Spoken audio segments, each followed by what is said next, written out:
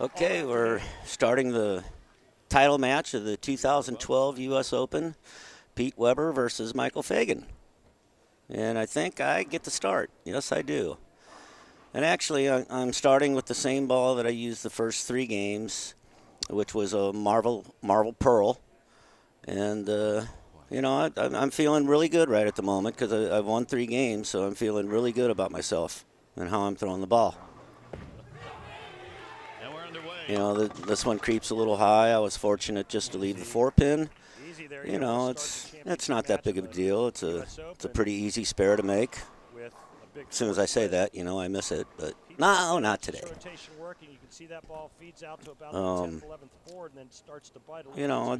When I let it go, I thought I threw it pretty good. It just grabbed the lane a little bit early. So, you got to go high every once in a while. After the spare. And no, I didn't miss it. I did make it. So that's a good thing. But the tournament leader is a 3-time PBA and I really don't know what Michael's thinking right at the moment. I think he might be a little bit nervous. Bowling for a title at the U.S. Open, and especially against me. I know I don't intimidate the young kids anymore, but, I still might have some intimidation to them when it comes to the U.S. Open.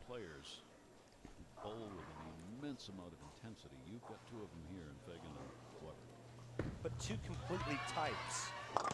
Well, he's got a great release. Michael Fagan does. I mean, he reminds me a lot of me with his release. He's got that high, long backswing. And then he's got probably a little more end-over-end roll than I got. But his release really reminds me of mine, which is pretty cool. You don't say that about many people, but what a great release he's got, what a great attitude he's got. And, to lead the U.S. Open like he did was fantastic. Remember last time we saw Mike Fagan was at the USBC Masters taking on Chris Barnes. As you're seeing the results of the 2012 or 2012 USBC Masters, another USBC tournament that we're thankful for the USBC stepping up and taking responsibility and sponsoring these 2 tournaments for us. You don't see that, the big hooping it up and running it out, only when it matters. After he wins. Great shot there. He got a little more loft onto that ball. The ball grabbed a little better and came into the pocket and slapped the 10 out. That's what you're looking for. You're looking for the back end at the U.S. Open. You're not looking for early roll or anything. You're looking for the very back end of the lane where the ball can grab and make the turn. Now, as you see, I've made a ball change here. Not real sure what ball I changed to, but it's a little smoother ball. It goes a little farther down the lane for me. Great shot, ring 10. There's nothing you can do about that. And then I look at the fans over there, and the kid cheered when I left the ring in 10, and I didn't appreciate that. That's why I'm staring him down. And as soon as I make the spare, I look at him and say, I don't care if you root against me, just don't let me hear it. And that's fine. I don't mind people cheering for Michael, but don't root against me because that only pisses me off and makes me more mad. And I told him it's called sportsmanship, pal. I said, do it again and I'll have you removed. So, and he knows who he is. He won't even look at me. So, I've thrown 2 pretty good shots, but, here I go. I'm picking back up the Marvel. I just had a little more confidence on that lane. I could get a little bit deeper because the ball return's not in my way. And that's all right. It's a matter of filling frames in this tournament, trying to stay away from the opens.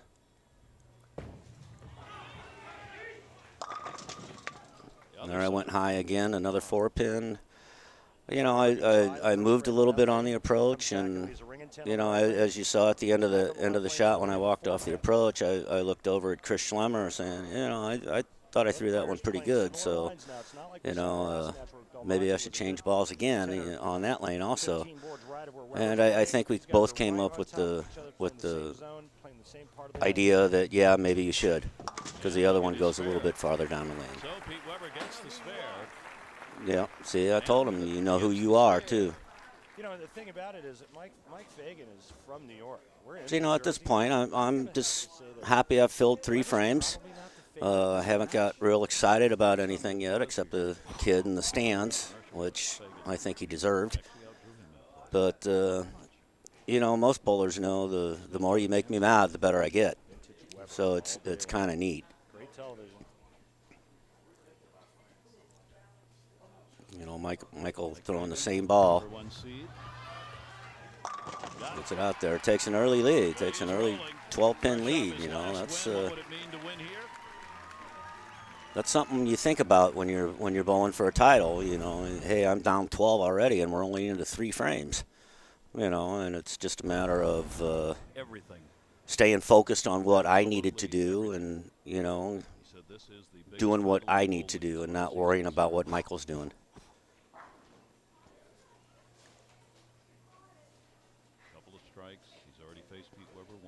Yeah, he defeated me in match play, but you know it's not today. It's not the title match. Do it again.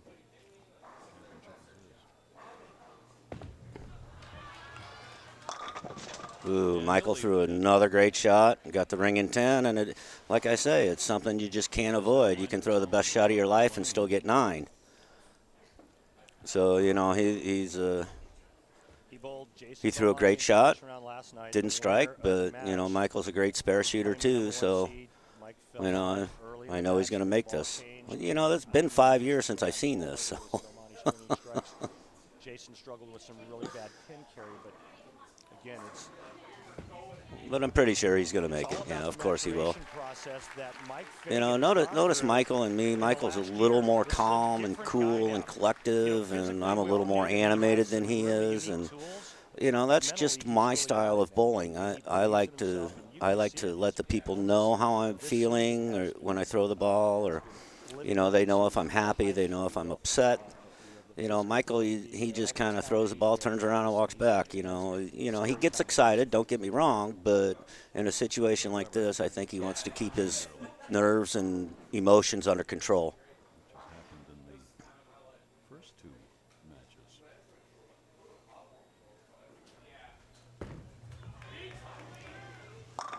There it is. I finally got a strike in the 4th frame. You know, kind of close the gap to 1 pin there. It says 11, but it's actually only 1.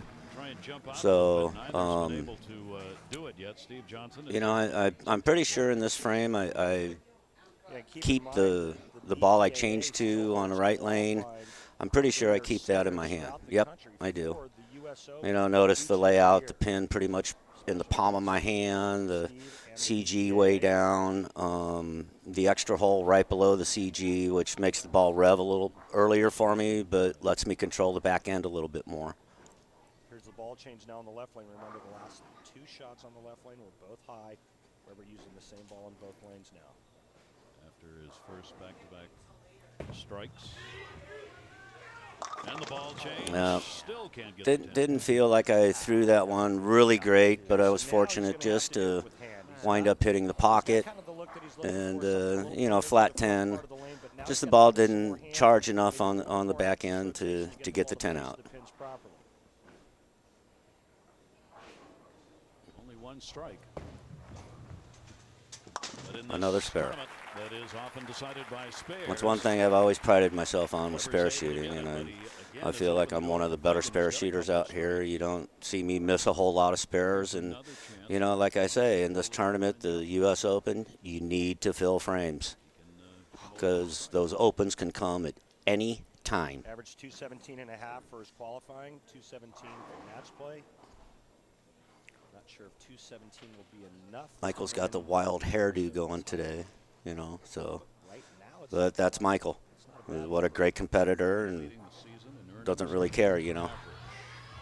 average. Ooh, see there? I mean, you know, like I say, the opens can come at any time. He threw a great shot, This left ball actually 4-9 was on a really, really good shot, in you know, and overhook, going it's through something the- you feel bad for the guy, the but 4-9 then split. again, it's Watch like, this. hey, Looks I like got to he get up tried and to take target advantage of it. and actually overhooks. So, Terrible break. you know, from the 9 4-9. pin's wiggling. He almost got it out. Can slide the 4-pin into the 9-pin. Bad break for him, good break for me. Only 3 strikes between the two. Fagan with 2 and Weber with 1. You know, like I say in this tournament, man, you have to fill frames. If you don't fill the frames, then you're probably not going to win. The strikes we've talked about throughout the day. You've got to make these spares. Leaves Ball off. almost got to the left of the 4-pin, just not enough.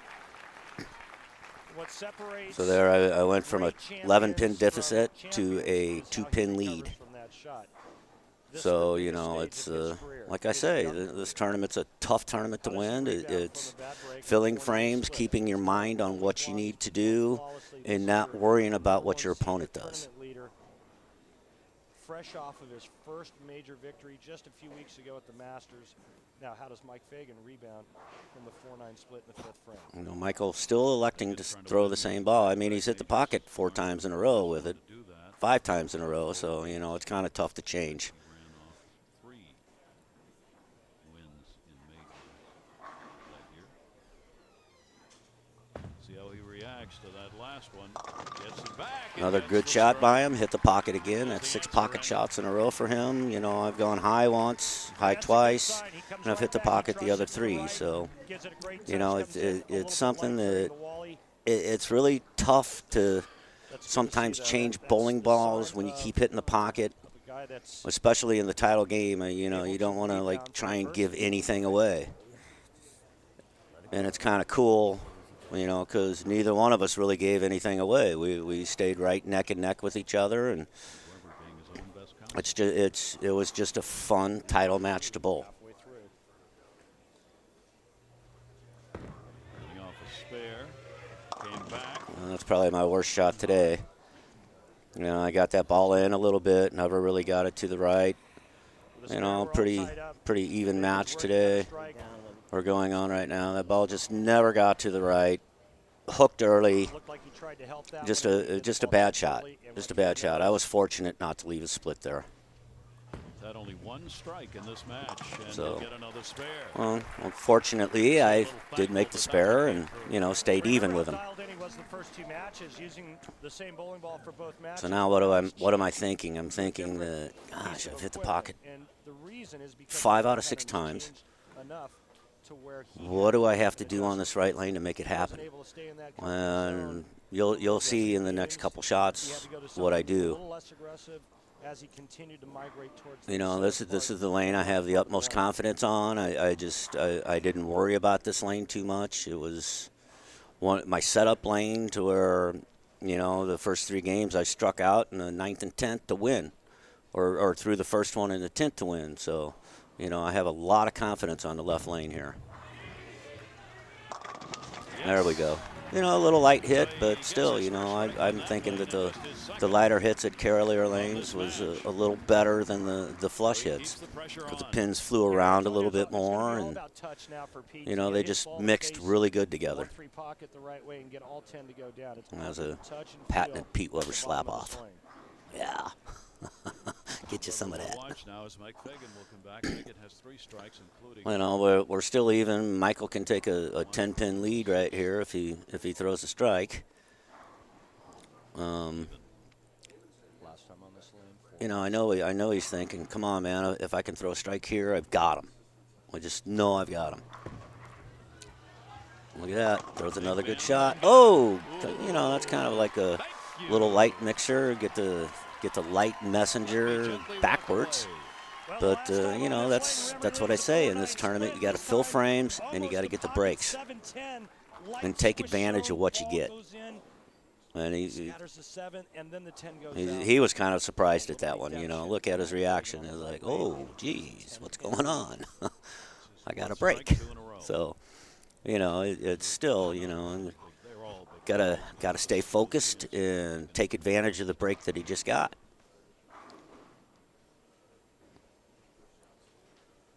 You know, I'm thinking he's thinking right now that, God, if he throws another one, I really put the pressure on him. So, Fagan, the number 1 seed, trying to beat Pete Weber. you know, he threw a great shot. The ball just seemed to like it. It seemed like it rolled out right before it hit the pocket and lost its drive into the pocket. And I'm pretty sure that's why he left the flat 10 right there. So, you know, that's another bad break for him and another good break for me. But, you know, now I'm sitting on the bench going, gosh, if I can get up and throw a double, I've really put the pressure on him, and he's going to have to perform in the 9th and 10th frame. After the spare. Which I really didn't expect him to miss the spare either, because, like I say, Michael's one of the best spare shooters we've seen. Working on a strike, but Weber has yet to throw 2 strikes in a row. No, I was looking over at Chris Schlemmer right before Michael shot a spare, and I said, you think I need to move? And he says, yeah, I think you need to move at least 2. And so I decided, yeah, I'm going to move. If I go light, then at least I have a chance at the spare. And that's something that you think about these tournaments. You don't want to go through the nose and leave a big split and just hand the tournament to the guy or to your opponent. I think I did move like 2 boards left. I left my target the same. But watch, I'm taking a little more time now, a little deeper breath, a little more relaxed when I let the ball go. Look at the open hand. And yes, I got that light mixer again, and you know, like I say, it's the breaks. It's the breaks, filling frames, and winning this tournament. I will say there is some degree of luck in this, but there's some degree of skill in this too. As you can see, the Pete Weber go-off thing. Yeah, so. But, you know, it's fun, you know, because people at least know how I feel and what's going on in my head. Now I'm thinking here, oh boy, strike right here. He's really got to perform in the 9th and 10th frame, and I'm pretty sure that, you know, a lot of pressure, but, you know, as good as Michael is, I knew he was going to perform.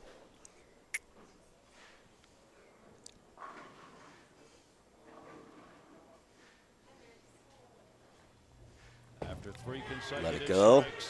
Kept it in. Got the light mixer again. Like I say, those light mixers at Carolier lanes are very beneficial. They seem to carry a little bit better than the flush shots. And, boy, I was thinking, God, this is mine again. It's already mine.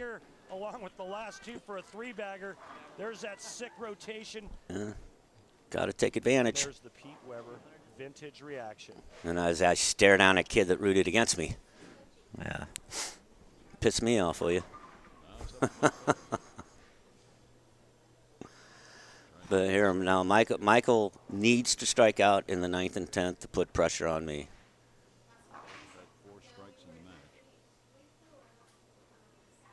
And he has yet to change bowling balls. He has a lot of confidence in the ball he's throwing. Focus. Look at that, another great shot. Ringing 10. That's like the worst break he could have got right there. Yeah, that was very good right You know, there. because that gives me a 22-pin lead right at the moment. That was just a great So shot. I'm thinking, well, gosh, And the first last strike in one the Mike 10th, Fagan you're a winner. was an ugly, vicious, ringing 10-pin. See, I'm sitting on the bench, putting my head in my towel, looking at Tracy, just trying to talk to her a little bit, making sure she's keeping me calm a little bit, giving me a bunch of. So, you know, it's just something that we did before. And couldn't get it. All right, if Mike Fagan strikes out, he shoots 214 right now. Weber's. You know, now Michael's really got to strike out in the 10th frame to put any pressure on me whatsoever. You know, even though if he doesn't strike out, I still need the mark in the 10th frame to win.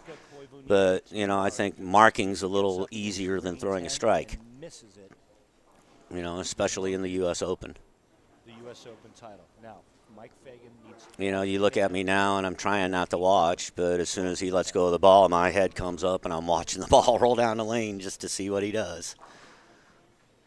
But Weber finally looks up, watching Fagan. Can he do it? what a great shot right there, man. 10 in the pit. The thumb. Couldn't throw it any better. I'm thinking, all right, I just need the mark right now. Very pressured, bold You know, I know he's thinking, God, I got to throw this one to make him come up in the 10th frame and do something great. Now he wants to And, Remember the last 3 strikes that Weber's thrown? you know, I'm just sitting there going, what am I going to do? What am I going to do? Swish zone area. It's not like it's 10 in the pit. But, 2 more strikes here for Fagan. you know, in the 10th frame, I do take a little more time in my 10th frame than I have all day long, you know, and it's just Weber sitting. Weber something that you think about, you know. It's something you can't get out of your head right at the moment. Yeah, you never know. Michael gave that one a little extra loft. Wow.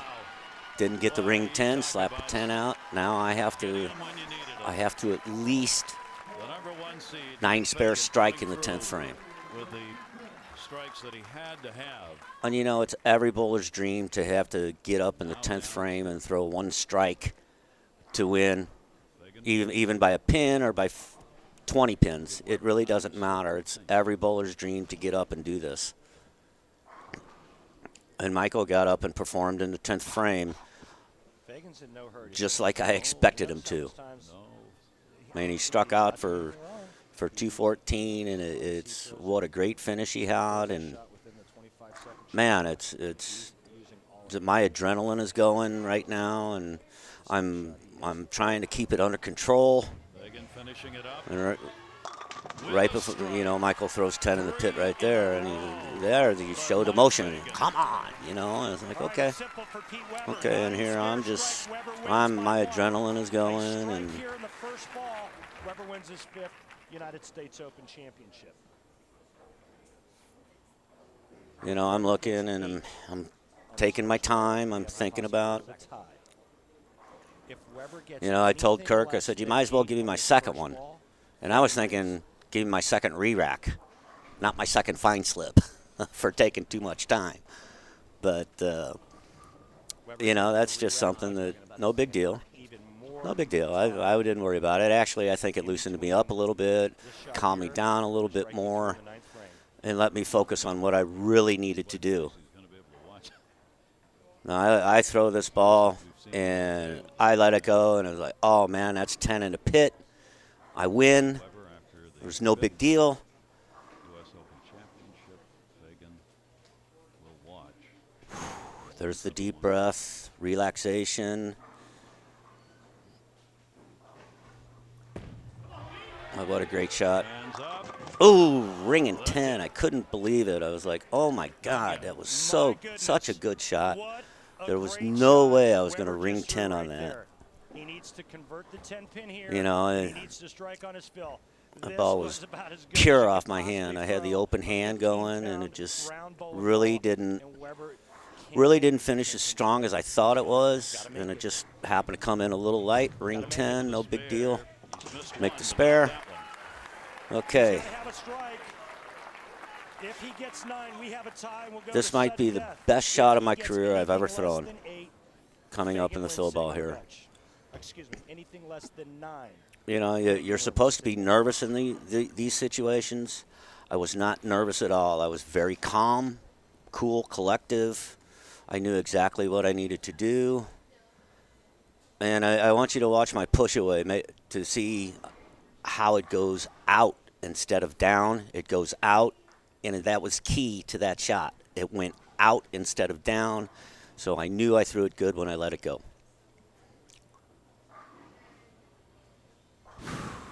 The deep breath again. Strike to claim it. A strike to claim it. And I was waiting for the solid 8 to tie. But, man, that was the greatest shot I think I've thrown in my entire career right there. And then I started yelling at the kid, and of course the infamous "Who do you think you are? I am" came out. But I didn't really care at the moment.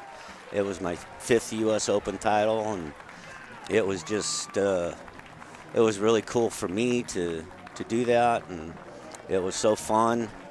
And Bowling history man, that might be one of the greatest to win 5. greatest U.S. Open matches in history. Pete Weber. I felt really bad for Michael. He bowled such a great game. He only missed. I think he missed the pocket once out of the whole time. But you know what? It's still one of the greatest moments in my life. I know it's not one of Michael's, but you always take the good with the bad. And thank God that was not double stick tape on that eagle, because I probably would have pulled it right off. So, but it was something I couldn't believe that I just did that, and I went ahead of Don Carter and my dad Dick Weber for instead of just 4 U.S. Opens or 4 All-Star tournaments that they used to call it. It's very satisfying to me that I passed Don Carter and Dick Weber for 5 U.S. Opens and be the first one to do it. And that's what I live for. I just live for the U.S. Open. It's one of the greatest tournaments ever. It's the hardest tournament to win. And when you win it 5 times, you know you have a great career.